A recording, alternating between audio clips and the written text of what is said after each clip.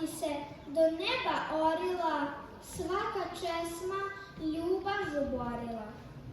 Igle vezle, a vretena plela, kombajn žeo, vodenica mlela.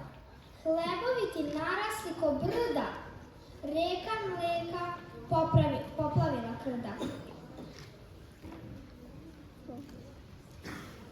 Pesnici ti cvetne vence bili, a vojnici voće kalemili.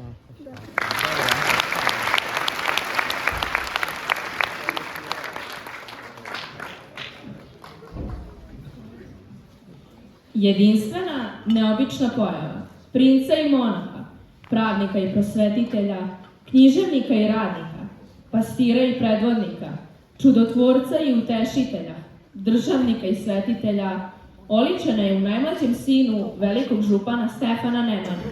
Bio je rodonačelnik brojnih delatnosti na kojima se temelji ova zemlja.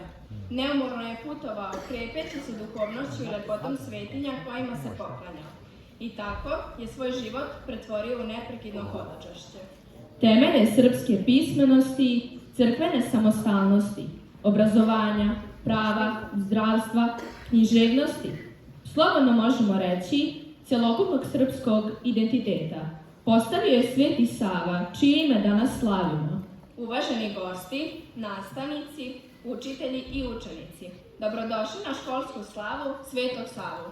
Danas imamo čast i zadovoljstvo da obeležimo i veliki jubilej, 850 godina od rođenja Svetog Save, najvećeg srpskog svetitelja, prvog arhijepiskopa i prosvetitelja.